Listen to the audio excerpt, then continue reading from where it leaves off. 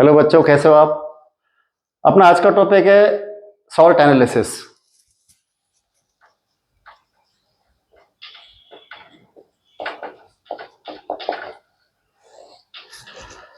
काफी इंपॉर्टेंट है और न्यूली एडेड है इसमें।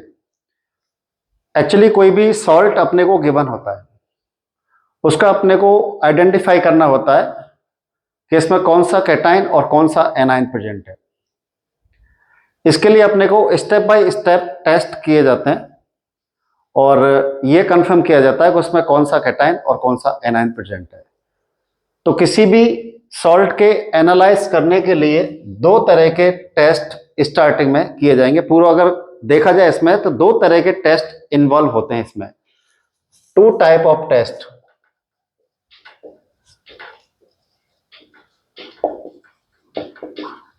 जिसमें पहला होता है ड्राई टेस्ट और सेकंड होता है वेट टेस्ट। पहला ड्राई टेस्ट और दूसरा वेट टेस्ट।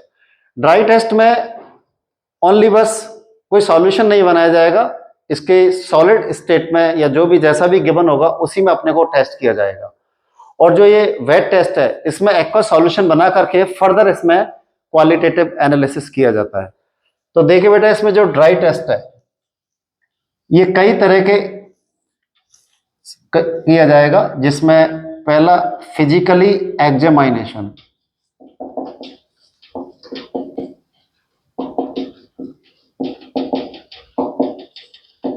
पहला होता है फिजिकल एग्जामिनेशन टेस्ट। सेकंड होता है इसमें फ्लेम टेस्ट।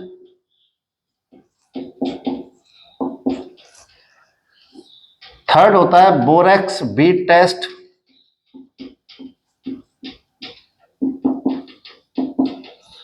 फोर्थ होता है माइक्रोकॉस्मिक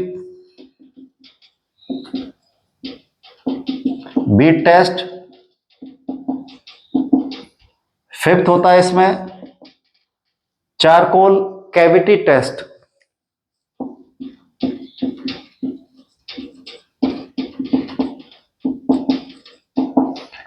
नेक्स्ट होता है इसमें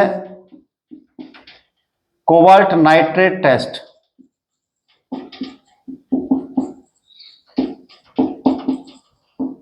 and now last dry heat test.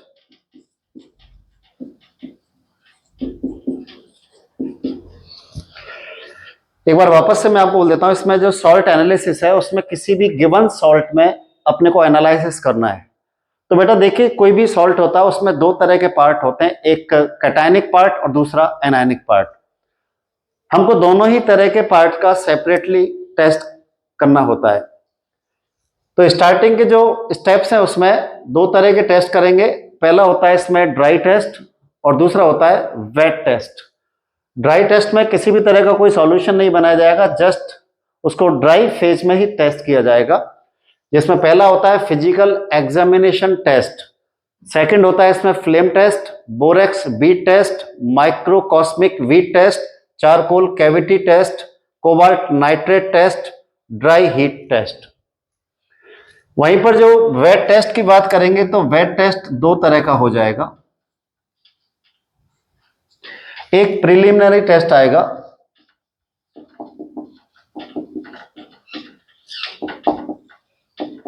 और दूसरे में उसको कंफर्म किया जाएगा, confirmatory test.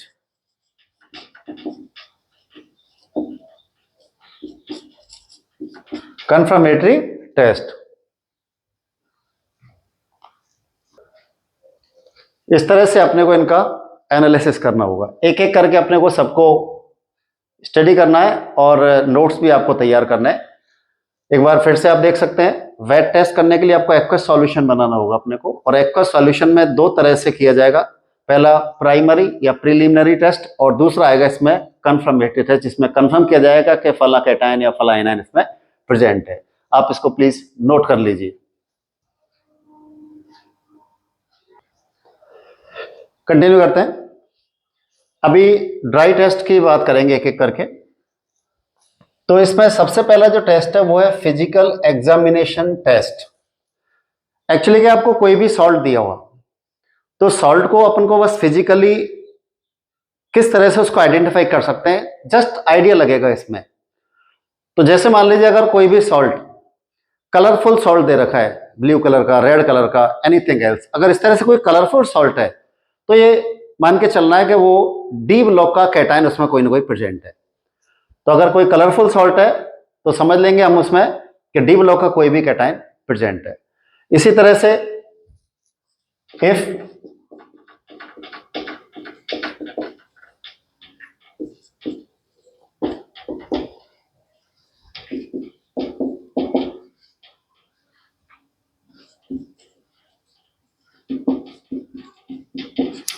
if colorful salt, then cation from D block may be CO plus 2, CO plus 3, Cu plus 2, copper भी हो सकता है इसमें। इस तरह से ये हो सकता है। अब दूसरा, कभी कभी क्या होता है, कुछ सॉल्ट ऐसे होते हैं जो वेट टाइप के रहते हैं हाइग्रोस्कोपिक नेचर होने की वजह से। जैसे मान लीजिए खाने का जो नमक होता है सॉल्ट, वो ड्राई भी होता है गर्मियों में, लेकिन अगर रेनी या मानसून में देखते हैं तो वो थोड़ा सा मॉइस्ट हो जाता है वो। तो अगर मान लीजिए कोई भी सॉल्ट अगर वेट नेचर का है, थोड़ा सा हाइग्रोस्कोपिक टाइप का हो रखा है, इफ सॉल्ट इज वेट या फिर हाइग्रोस्कोपिक, तो ये आइडिया लगा लेंगे कि वो सॉल्ट में कैटायन एस ब्लॉक का कोई ना कोई कैटायन होगा इसमें। Then cation from S block, cation from S block. इसी तरह से कभी कभी कोई सॉल्ट ऐसा मिलेगा जिसको आप जैसे हाथ में उठाएंगे तो वो लगेगा वो काफी हैवी है। हैवी सॉल्ट अगर दिख गया तो heavy metal Hg+2, Hg2+2, Pb+2, इनका कोई भी आइडिया लग जाएगा। If salt is heavy then may be heavy metal cation, like Hg+2 हो सकता है, Hg2+2 भी हो सकता है, Bi+2 हो सकता है, Pb+2 हो सकता है, एटसेट्रा एटसेट्रा।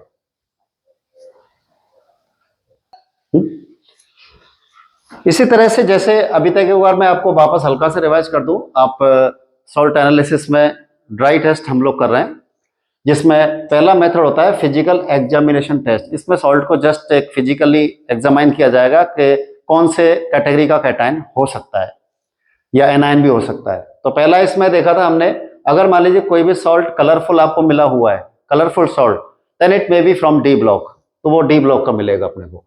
अगर मान लीजिए कोई भी सॉल्ट अगर वेट है या हाइड्रोस्कोपिक टाइप का है, then it may be from S block. And another is, अब सॉल्ट अगर कोई भी आपको हैवी दिया हुआ है तो हो सकता है वो Hg+2 हो, Hg2+2 हो, Bi, Pb+2 एटसेट्रा हो सकता है।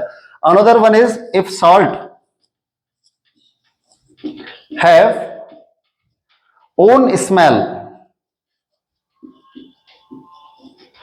सॉल्ट की अपनी एक अलग सी स्मेल आ रही हो, एक ऑर्डर से पहचाना जा सकता है। जैसे मान लीजिए अगर यूराइनल स्मेल आ रही है उसमें से, सॉरी,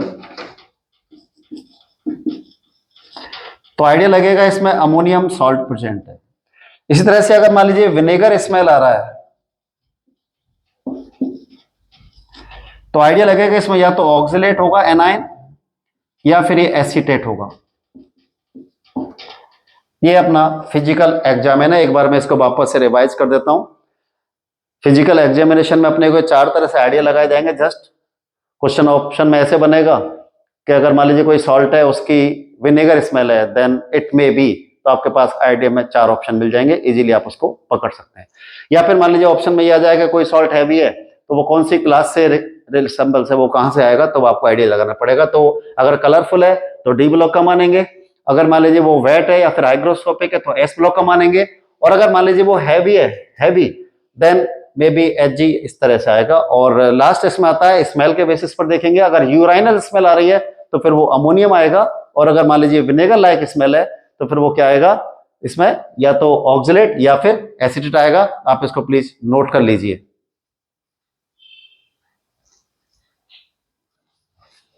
कंटिन्यू करते हैं इसको। नेक्स्ट अपना आता है इसमें फ्लेम टेस्ट।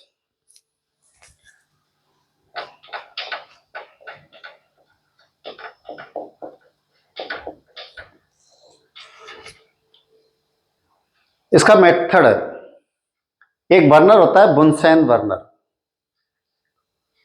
उस बुनसेन बर्नर की जो फ्लेम होती है वो एक्स्ट्रा ऑर्डिनरी होती है। मेथड ये होता है, एक प्लेटिनम का वायर लिया जाएगा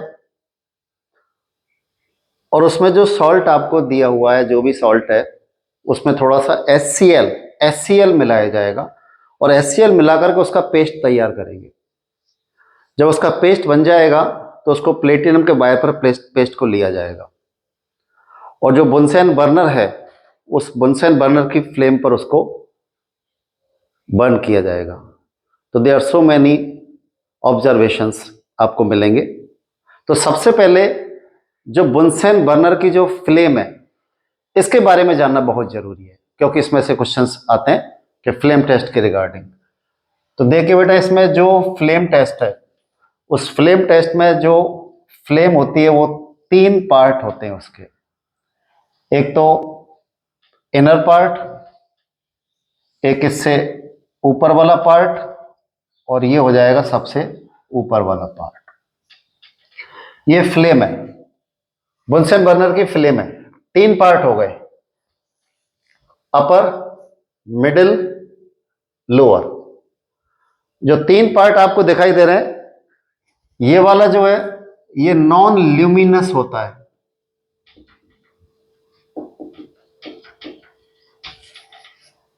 मिडिल पार्ट होता है ल्यूमिनस, इसको बोला जाएगा डार्क, बिकॉज इसका कोई कलर नहीं होता है, इनर डार्क जोन।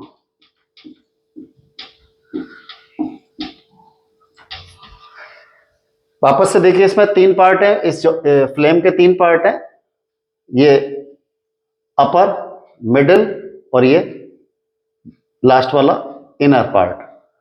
ये नॉन ल्यूमिनस है, ये ल्यूमिनस है, ये इनर डार्क जोन है। इनको बोलने का भी वजह है कि इसको नॉन ल्यूमिनस क्यों बोला, ये ल्यूमिनस क्यों बोला है, ठीक है ना। देखिए मैं इसमें एक डायग्राम बना रहा हूं इसका, एक दूसरा और समझने के लिए।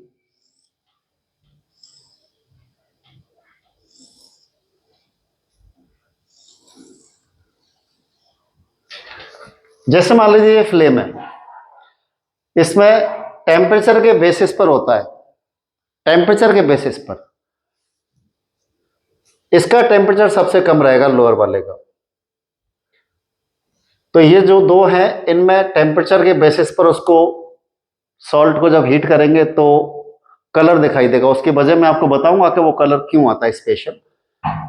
ये हो जाएगा हॉट जोन, ये हॉट है। तो फिर ये वाला जो पॉइंट है ना, ये हॉटेस्ट पार्ट होता है इसका, ये हॉट, और ये क्या हो जाएगा हॉटेस्ट जोन। और सबसे कम टेम्परेचर मिलेगा इस वाले का।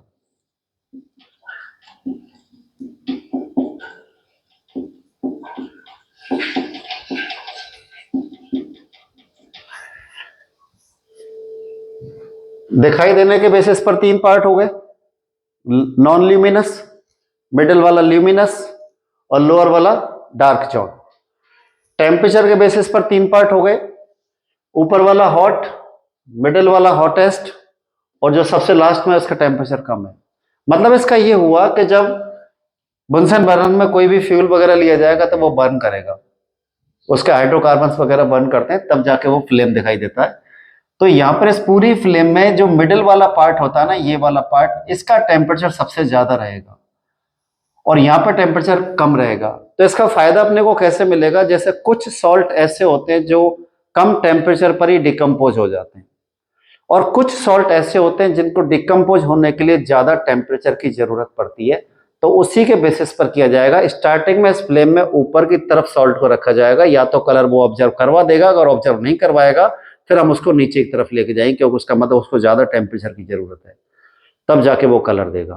क्लियर है बेटा, तीन पार्ट हो गए। अब तीन तरह के ये पार्ट हो गए थे इसमें, non luminous, luminous, inner zone, और उसके बाद ये टेम्परेचर के बेसिस पर हॉट जोन, हॉटेस्ट जोन, और ये लोअर टेम्परेचर जोन। अब यहां पर जो सॉल्ट मिलाएंगे आप कैटायन या एनायन, वो ऑक्सीडाइज या फिर रिड्यूस होगा, तो उसके बेसिस पर ये जो फ्लेम बनेगी उसके पार्ट कर देते हैं। ये वही लोअर पार्ट, ये मिडिल पार्ट, और ये अपर पार्ट। देखो ये वाला जो ऊपर वाला पार्ट है ये है ऑक्सीडेशन जोन,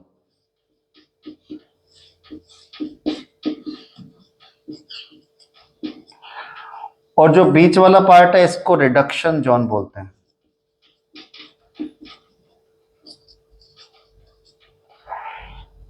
ये इनर्ट होता है। डिफरेंस क्या होता है, जैसे यहां से आपने कोई भी फ्यूल बर्न किया, तो जब फ्यूल बर्न होगा तो यहां पर तो अनबर्न्ड कुछ गैसेज हो जाएंगी,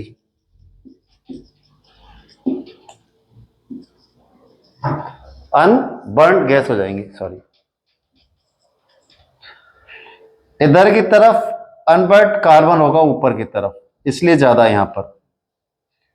तो ऑक्सीडेशन जोन के दो पार्ट हो गए, ये हो गया अपर ऑक्सीडेशन जोन,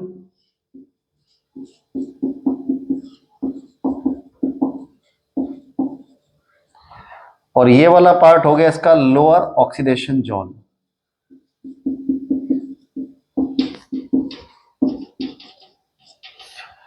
ऑक्सीडेशन जोन दो पार्ट हो गए, अपर और लोअर। क्यों करने पड़े दो पार्ट? बिकॉज कुछ सॉल्ट ऐसे आएंगे जो कम टेम्परेचर पर ऑक्सीडाइज हो जाएंगे, तो फिर वो यहां पर आएंगे लोअर ऑक्सीडेशन जोन पर, क्योंकि यहां पर अपने को टेम्परेचर कम रहता है। इसका टेम्परेचर थोड़ा ज्यादा है, क्योंकि लोएस्ट टेम्परेचर जोन है, ये पूरे का टेम्परेचर लो होता है, फिर टेम्परेचर तेजी से बढ़ता है, बाद में एटमॉस्फेयर के कांटेक्ट में आने की वजह से टेम्परेचर फिर से कम हो जाता है। तो यहां पर टेम्परेचर सबसे कम इस वाले जोन में, उसके बाद मैक्सिमम, उसके बाद टेम्परेचर फिर से कम हो जाएगा। तो जब भी ऑक्सीडेशन करना है तो कुछ सॉल्ट ऐसे जिनको ज्यादा टेम्परेचर की रिक्वायरमेंट होती है, तो वो अपर ऑक्सीडेशन जोन में डिकम्पोज हो जाएंगे, और जो इजीली हो जाएंगे वो लोअर ऑक्सीडेशन जोन में जाएगा। इसी तरह से जो रिडक्शन जोन है वो भी दो तरह का हो जाएगा। एक हो जाएगा ये अपर रिडक्शन जोन, और ये वाला हो जाएगा लोअर ऑक्सीडेशन जोन। तो जब आपने यहां से कोई फ्यूल को बर्न किया, तो फ्यूल बर्न होने के बाद यहां पर तो अनबर्न्ड गैसेज आ जाएंगी। उसके बाद जैसे जैसे ये आगे बढ़ेगा इसमें बर्न होता हुआ, तो यहां पर क्या कार्बन पार्टिकल्स आ जाएंगे जो कि अनबर्न्ड रह जाते हैं, और कार्बन पार्टिकल प्रेजेंट होने की वजह से वो रिडक्शन करने की टेंडेंसी रखते हैं, इसलिए ये वाले जोन को बोल दिया है रिडक्शन जोन। क्लियर हो जाना चाहिए बेटा। एक बार फिर से देख लीजिए, इसमें तीन तरह के जोन हो गए on the basis of oxidation और रिडक्शन टेंडेंसी। ऊपर वाला ऑक्सीडेशन, मिडिल वाला रिडक्शन, ये इनर्ट होता है, इसमें अनबर्न्ड गैसेज होती है। ऑक्सीडेशन जोन दो पार्ट में हो गया। ऊपर वाला जो अपर ऑक्सीडेशन जोन है इसका टेम्परेचर ज्यादा होता है,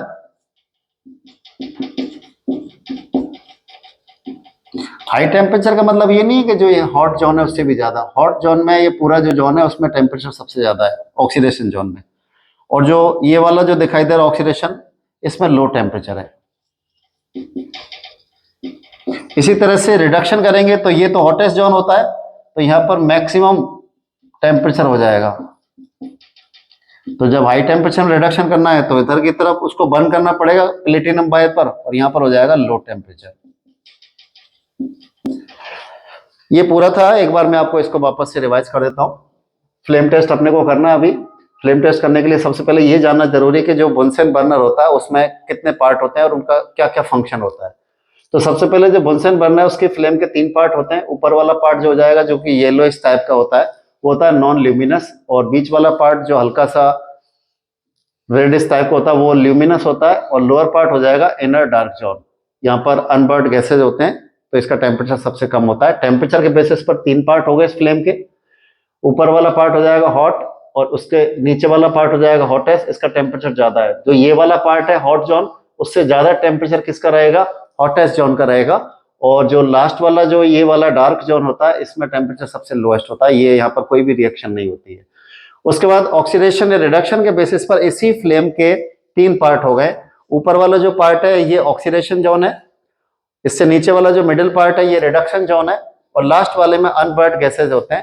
टेम्परेचर के बेसिस पर जैसे कुछ सॉल्ट ऐसे जो ज्यादा टेम्परेचर पर ऑक्सीडाइज होंगे, जो कुछ कम टेम्परेचर पर ऑक्सीडाइज हो सकते हैं, तो उनके लिए अलग अलग जोन डिसाइड हो गए। इस तरह से ऊपर वाले में अपर ऑक्सीडेशन जोन है, यहाँ पर टेम्परेचर हाई होता है, और नीचे वाला जो पार्ट है ये वाला, ये लोअर ऑक्सीडेशन जोन है, इसका टेम्परेचर इसके कंपैरिजन में कम रहेगा, तो इजीली डिकम्पोज होने वाले सॉल्ट को यहाँ पर ऑक्सीडाइज किया जाएगा। मिडिल पार्ट रिडक्शन जोन है, इसको भी 2 पार्ट कर रहे हैं, एक अपर रिडक्शन और नीचे वाला हो जाएगा लोअर रिडक्शन। इसका टेम्परेचर ज्यादा है, इसका टेम्परेचर कम है, इसको प्लीज आप एक बार नोट कर लीजिए।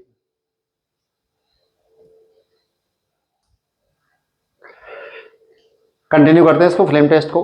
अब देखिए अपने को बच्चों ये देखना है कि फ्लेम टेस्ट में कलर किस वजह से आता है।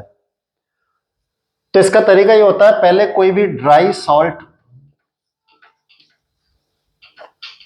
सॉल्ट होगा ये, इसमें थोड़ा सा HCl सॉल्यूशन मिक्स किया जाएगा। ड्राई सॉल्ट, इसमें HCl का थोड़ा सा 2-4 ड्रॉप अपने को ड्रॉप मिलाने से एक पेस्ट बनेगा। उस पेस्ट में होगा क्या बेटा, ये जो सॉल्ट है इससे 2 पार्ट होते हैं, कैटायनिक पार्ट और एनायनिक पार्ट। ये कोई भी सॉल्ट है उसमें 2 पार्ट होते हैं, कैटायनिक पार्ट और एनायनिक पार्ट। जब आपने इसको HCl सॉल्यूशन के साथ मिक्स करके पेस्ट बनाया, तो जो पेस्ट बनेगा उसमें क्या ये एक्सचेंज कर लेंगे कैटायन और एनायन। तो जो सॉल्ट का कैटायन है उस कैटायन के साथ तो जुड़ जाएगा Cl माइनस HCl का, सॉलिड फेज में बनेगा, पेस्ट है इस वजह से। और जो एनायन है उसका, उस एनायन के साथ इस जो HCl का H प्लस जुड़ेगा, ये गैस फेज में निकल जाएगा। तो फाइनली अपने को कैटायन का टेस्ट करना पड़ेगा इसमें। तो एक बार फिर से देख सकते हैं, ड्राई सॉल्ट में अपने को HCl सॉल्यूशन मिक्स करना है। मिक्स करने के बाद एक पेस्ट बनेगा, वो पेस्ट में 2 पार्ट रहेंगे, एक तो उसके सॉल्ट के कैटायन के साथ Cl माइनस कंबाइंड होकर के सॉलिड फॉर्म में रहेगा, बाकी का जो सॉल्ट का जो नेगेटिव वाला आयन है एनाइन, उसके साथ H प्लस हो जाएगा, H2 गैस भी बन जाएगा। अब बात ये आती है कि कलर किस वजह से फ्लेम टेस्ट में दिखाई देगा। तो कलर फ्लेम टेस्ट में, colour in flame due to 3 वजह से आएगा। एक तो आएगा थर्मल वेपोराइजेशन,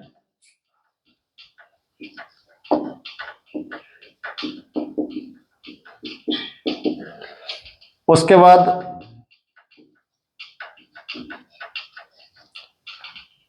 थर्मल वेपोराइजेशन, उसके बाद आएगा इसमें थर्मल वेपोराइजेशन, थर्मल आयोनाइजेशन, और तीसरी रहेगी इसमें थर्मल एक्साइटेशन, डी एक्साइटेशन।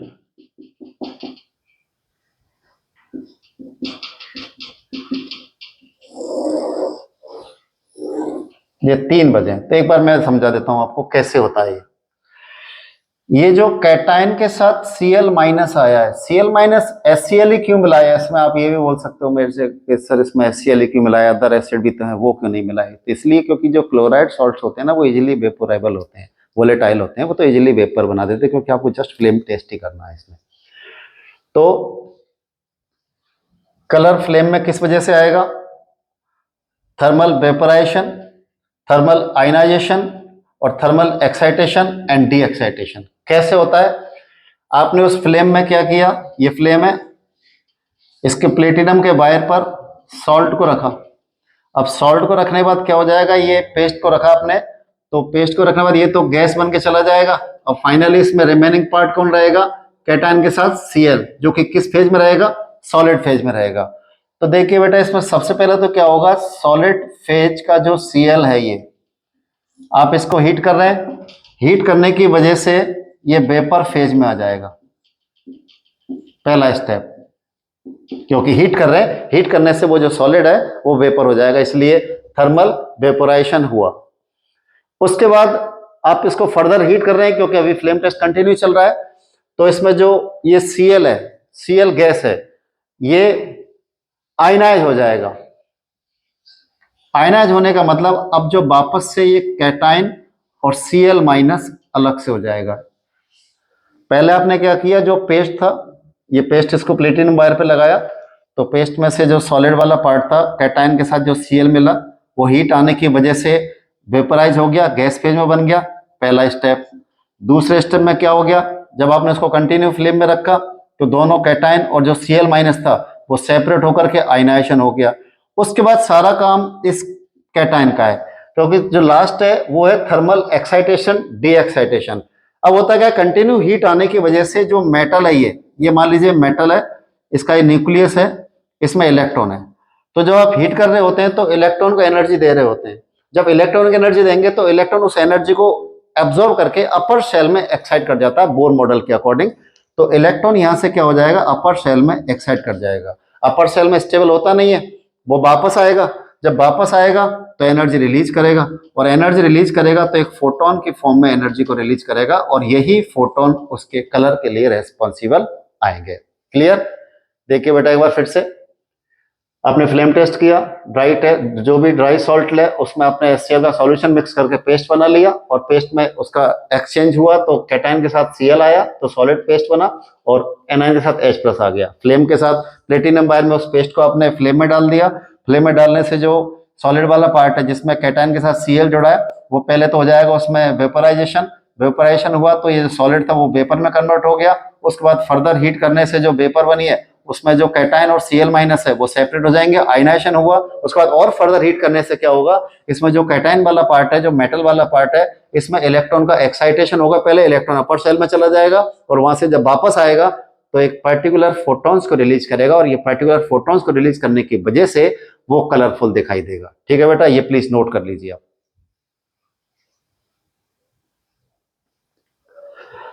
तो बेटा जो फ्लेम टेस्ट में आपने जब उसको किया तो डिफरेंट टाइप के जो कैटाइंस है वो डिफरेंट कलर्स देंगे। एग्जांपल के लिए जैसे एस ब्लॉक की बात करते हैं, एस ब्लॉक में Li+, Na+, K+, Rb+, Cs+, इनके डिफरेंट कलर से इनको पहचाना जाएगा। Li+ अपना कलर देगा क्रिम्सन रेड, Na+ का कलर आएगा गोल्डन येलो, नेक्स्ट K+ का आएगा पिंक और लाइलैक, उसके बाद ये वॉयलेट, और Cs+ का कलर क्या आएगा, ब्लू। इधर B+2 और Mg+2 जो एस ब्लॉक में सेकंड वाली फैमिली के हैं, ये कोई भी कलर नहीं देंगे, बिकॉज इनका स्मॉल साइज है, और स्मॉल साइज होने की वजह से इलेक्ट्रॉन का एक्साइटेशन डी एक्साइटेशन प्रॉपरली तरीके से नहीं हो पाएगा, तो they don't give any type of colour. Next Ca+2 brick red, Sr+2 आ जाएगा इसमें ये क्रिम्सन रेड, और Ba+2 आ जाएगा एप्पल ग्रीन। ये कलर आएंगे इसमें। एक बार आज की क्लास का क्विक रिव्यू करते हैं फटाफट। सबसे पहले तो बेटा देखिए, मैंने आपको बताया था इसमें सॉल्ट के लिए अपने को दो तरह के टेस्ट करने पड़ेंगे, ड्राई टेस्ट और दूसरा वेट टेस्ट। ड्राई टेस्ट आपको मैंने 7 तरह के बताए थे, physical examination, flame test, borax bead, ये नेक्स्ट लेक्चर में आएगा, microcosmic, cobalt nitrate, charcoal cavity, और उसके बाद dry heat test. Wet test 2 तरह से किया जाएगा, प्रीलिमिनरी, और एक आ जाएगा इसमें प्रीलिमिनरी के बाद इसमें कंफर्मेटरी टेस्ट आएगा। तो आज अपने 2 टेस्ट किए हैं इस वाले लेक्चर में। पहला मैंने आपको बताया था फिजिकल एग्जामिनेशन, तो इसमें किसी भी सॉल्ट को फिजिकल एग्जामिन करके कंफर्म किया जाएगा, मतलब एक आइडिया लगाया जाएगा कि कुछ तरह का सॉल्ट हो सकता है। अगर मान लीजिए वो कोई कलर वाला सॉल्ट है तो आइडिया लग जाएगा वो डी ब्लॉक का, अगर हैवी है तो वो Hg+2 या Ba+2 हो सकता है। अगर मान लीजिए कलर वाला हो गया, या फिर अगर सॉल्ट मान लीजिए कोई वेट है या फिर हाइग्रोस्कोपिक है तो ये लगा लिया जाएगा वो एस ब्लॉक का है। या फिर मान लीजिए कोई सॉल्ट की करेक्टरिस्टिक स्मेल अगर आ रही है, जैसे अमोनियम की आती है यूराइनल, या फिर विनेगर आ रही है, तो आइडिया लगा लेंगे वो ऑक्सिलेट या फिर एसीटेट होगा। उसके बाद मैंने आपको बताया था फ्लेम टेस्ट। फ्लेम टेस्ट में फ्लेम के मैंने आपको पार्ट बताया था, ये लोअर पार्ट, ये मिडिल पार्ट और ये अपर पार्ट। ये ऑक्सीडेशन पार्ट होता है, ये रिडक्शन पार्ट होता है, ये इनर्ट पार्ट होता है। इसमें टेम्परेचर यहाँ पर हॉट है तो इसका टेम्परेचर ज्यादा रहेगा, हॉटेस्ट रहेगा, इसमें टेम्परेचर सबसे कम रहेगा। जिसका सॉल्ट का अगर मान लीजिए ऑक्सीडेशन होने के लिए ज्यादा टेम्परेचर की जरूरत है तो ऊपर वाले पर उसको फ्लेम किया जाएगा, बाकी का नीचे वाले पार्ट पर किया जाएगा। अगर कोई रिडक्शन करना है तो यहाँ पर कार्बन पार्टिकल बहुत ज़्यादा होते हैं, इसलिए वो रिड्यूस करते हैं। अगर ज़्यादा टेम्परेचर चाहिए तो यहाँ पर फ्लेम किया जाएगा, अदरवाइज नीचे फ्लेम कर दिया जाएगा। और उसके बाद मैंने आपको बताया था फ्लेम टेस्ट में कलर किस वजह से आते हैं, तो उसके लिए 3 वजह बताई थी। पहला आपको मैंने बताया था इसमें थर्मल वेपोराइजेशन होता है, तो इसमें जो सॉल्ट है उसको आपने HCl के साथ पेस्ट मिला करके पेस्ट बनाया, उस पेस्ट को प्लेटिनम वायर पर रख करके आपने उसको फ्लेम पर रखा, तो इसमें कलर की वजह 3 आ रही है। पहला आ रहा थर्मल वेपोराइजेशन, जो उसमें कैटायन के साथ जो Cl जुड़ा है वो सॉलिड फेज का है, तो उसमें हीट करने की वजह से उसका वेपोराइजेशन हो जाएगा। उसके बाद कंटिन्यू हीट करने की वजह से जो वेपर का जो गैस बना है वो फर्दर आयनाइज हो जाएगा, तो आयनाइजेशन होने के बाद फर्दर हीट करने से एक्साइटेशन और डी एक्साइटेशन इलेक्ट्रॉन होने की वजह से पर्टिकुलर एनर्जी के फोटॉन्स रिलीज होने की वजह से कलर आएगा और ये अपनाएगा। तो आज का अपना ये टॉपिक यहीं पे होता है पूरा। तो आपको अगर ये वीडियो अच्छा लगा है तो प्लीज़ चैनल को सब्सक्राइब करिए, लाइक करिए और प्लीज़ कमेंट में जरूर ये बताइएगा आपको ये वीडियो कैसा लगा और इसमें और अपन क्या क्या इसमें सुधार कर सकते हैं। Thank you.